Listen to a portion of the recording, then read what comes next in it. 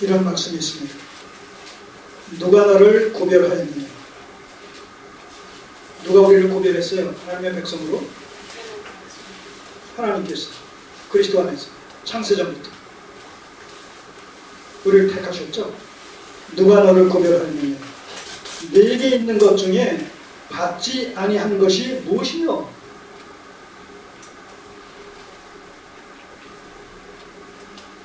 우리의 소유 모두가 우리 것이 아니라 하나님의 것이요, 우리는 그러기 때문에 그것을 맡은, 하나님의 것을 맡은 청지기에 불과하다.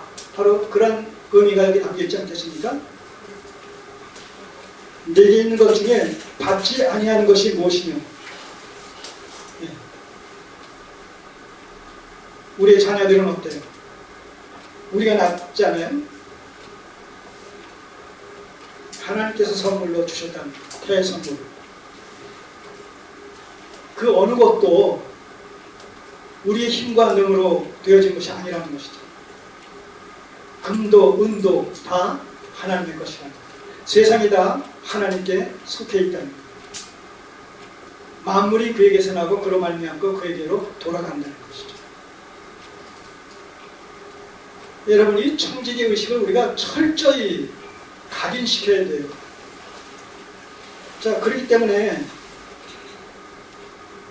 받지 아니한 것이 무엇이뇨? 네가 받았은즉 어찌하여 받지 아니한 것 같이 자랑하느뇨? 우리는 우리의 것으로 그렇기 때문에 우리가 소유하는 것을 우리의 것인 양 그것을 자랑할 수가 없다는 거예요. 이 자랑할 수 없다는 것은 가시적인 어떤 물질만 가지고 얘기하는 것이 아니에요. 우리의 사회적인 어떤 신분, 명망, 명예, 권세 이런 것까지 다 포함한 거예요.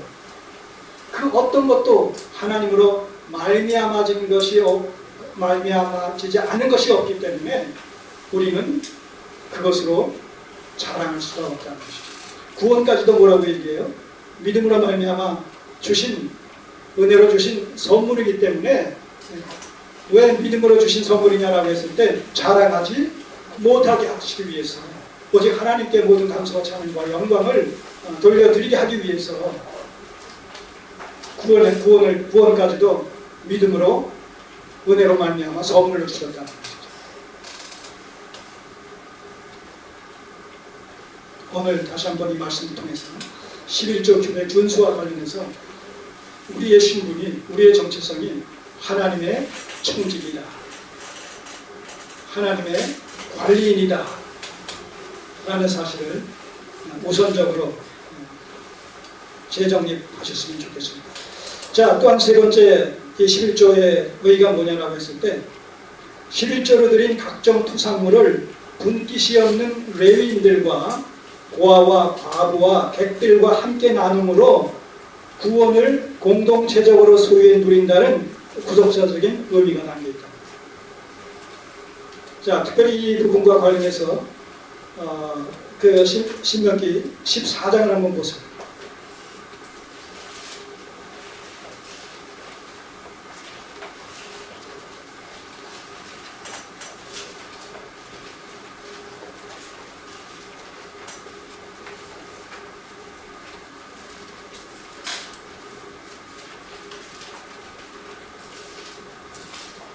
장 28절 29절을 보시면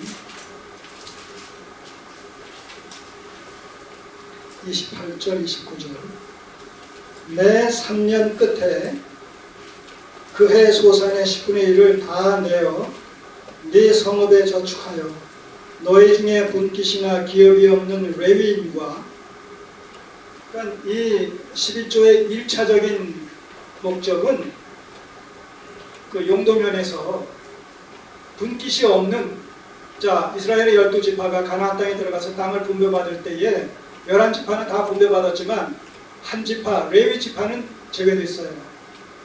하나님 앞에 특별히 구별된 자들로서 하나님의 성전 업무를 관장하기 위해서 특별히 구별해서 저들을 분리시킨 자들이기 때문에 레위 지파는 땅 분배가 없는 가운데 그런 의미에서 11지파가 11조를 드림으로 말미암아 하나님께 드림으로 말미암아 이 레위인들의 생계비를 대신했다는 것이죠. 우선적인 것이. 자, 그렇기 때문에 이 매 3년 끝에 그의 소산의 10분의 1을 다 내어서 성배에서 저축하여 너희 중에 분깃이나 기업이 없는 레위인과 네 성 중에 우고하는 객과 및 고아와 과부들로 와서 먹어 배부르게 하라. 그리하면 내 하나님 여호와께서 너의 손으로 하는 범사에 내게 복을 주시리라. 자, 우리가 이제 이 11조의 종류에 대해서 다시 살펴보겠습니다만서도, 자, 이렇게 과부와 객과 고아들까지를 포함해서 이들의 필요를 채워주기 위해서 함께적으로 먹고 즐거워하며 교제하기 위한 수단과 방편으로 드리는 또 11조가 또 있단 말입니다. 그렇기 때문에 전체적인 관점에서 11조의 의의를 얘기할 때 바로 레위인과 고아와 과부와 객들과 함께 나눔으로 말미암아 구원을 공동체적으로 소유해 누린다라는 구속사적 의미가 담겨 있다는 거죠.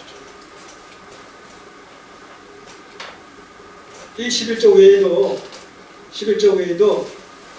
그 미언제년과 희년제도가 있다고 말씀드리지 않았습니까? 네. 그래서 미언제년은 7년마다 빚진 것이 있으면 탕감해주고 다른 형제의 종살이로 일을 하고 있으면 종살이에서 해방되게 하고 7년마다.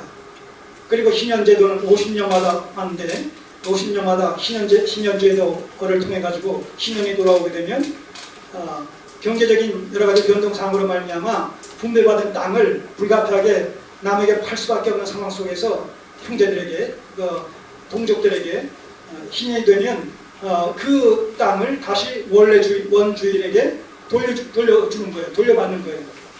자, 이런 그 미언제년과 희년제도의 취지도 뭐냐면, 본질적인 취지는 뭐냐면, 그것 또한 출애굽 사건을 통해서 구원의 실질을 땅 분배를 통해 가지고 자활의 삶을 통해서 구원의 실질을 그들이 누리게 되지 않습니까? 확인하게 되지 않습니까? 그 땅 소산물을 갖다 하나님께 드림으로 말미암아 바로 이것이 구원의 열매란 말입니다. 구원을 실질로 누리는 삶의 열매가 그 토산물이란 말입니다. 근데 시간이 지나감에 따라서 어떤 변수로 말미암아서 아까 얘기한 대로 종살이를 하게 되고 돈을 빌리게 되고 땅을 팔아야 되고 하는 문제가 일어나게 되면 결국 뭐예요? 남의 밑에 종살이 한다 라고 한다면 애굽에서 종살이 하는 것과 본질에서 다를 바가 없지 않습니까? 네. 자, 그런 의미에서 구원을 실질로 누린다라는 그런 문제에서 그 결핍과 결격 사유가 없게 하기 위해서 다시 원상 복귀시켜 주시는 거예요. 그래서 한 번 구원은 지속적으로 그 구원을 누릴 수 있는 길을 제도적으로 그렇게 열어주신 것이란 말입니다. 그런 맥락과 크게 다르지 않은 것이죠. 11조를 통해 가지고 매 3년마다는 이렇게 가난한 사람들, 과부, 고아, 객들까지를 포함해서 함께 하나님께서 주신 그 소출을 먹으면서 즐거워하며 기뻐하며 감사하게 하심으로 말미암아 구원을 공동체적으로 소유해서 누린다라는 이 구속사적인 의미가 있다는 것이죠.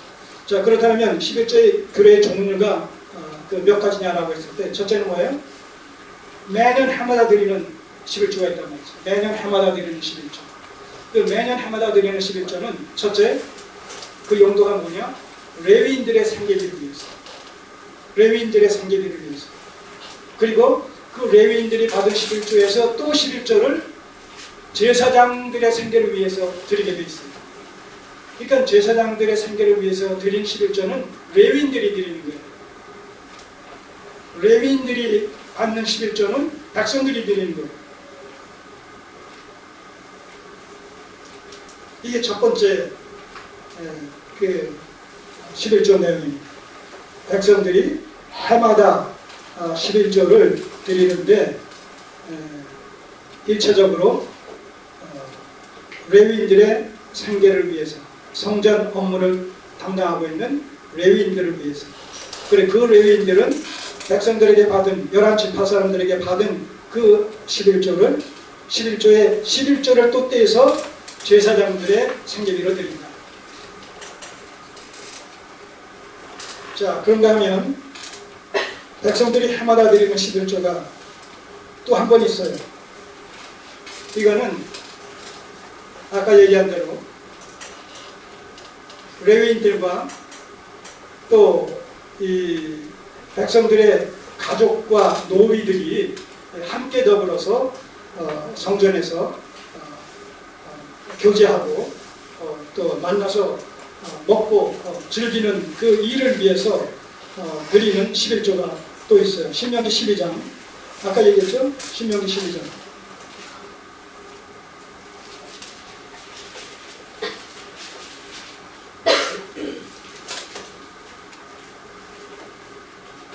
신명기 그 12장에 너희와 너희 자녀와 노비와 함께 너희 하나님 여호와 앞에서 즐거워할 것이요. 이게 지금 이 두 번째 해당하는 백성들이 매년 드리는 11조 규례가 있는데 이는 가족과 노비와 레위인들이 함께 먹고 즐거워하는 교제를 위해서. 세 번째는 매 3년마다 드리는 11조가 있어요. 14장 28, 29. 14장 28, 29. 매 3년 끝에 그의 소산의 10분의 1을 다 내어 네 성읍에 저축하여 너희 중에 분깃이나 기업이 없는 레위인과 네 성 중에 우고하는 객과 및 고아와 과부로 와서 먹어 배부르게 하라. 자, 그러니까 11조 규례에는 전부 몇 가지가 있는 셈이에요.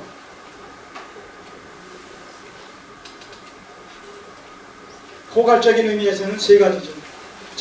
레위인들이 받는 것과 제사장들이 받는 것을 하나로 묶으면 세 가지가 되고, 이걸 따로 떼면 네 가지가 되는 거예요. 자, 그러니까 지금 이제 이 본문 해석으로 돌아갈 텐데, 말라기서 3장으로 이제 오세요. 이 말라기서 3장에서 얘기하고 있는 너희가 하나님의 것을 도적질했다 라고 하는 얘기는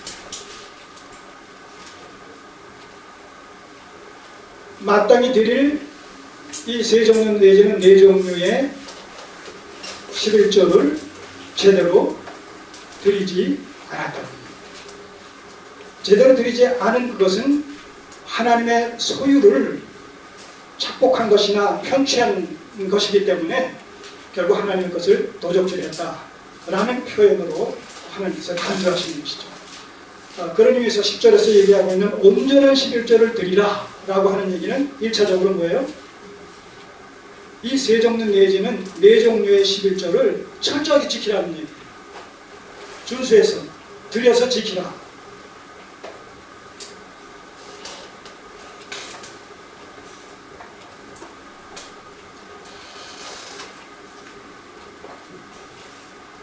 자, 여기까지만 얘기하고 이 사실을 그대로 현대교회에 적용시키면 어떻게 됩니까? 11조를 철저히 지켜라. 그 얘기가 되는 거죠. 그러면 하나님께서 약속하신 복을 받게 될 것이다. 그래서 11조와 어떤 이 축복의 문제를 비례해서 강조하시다 이렇게 되는 것이죠. 그러나 문제는 이제 우리가 신약시대에 산다는 거예요. 신약시대에 살고 있다는 것이죠. 신약시대에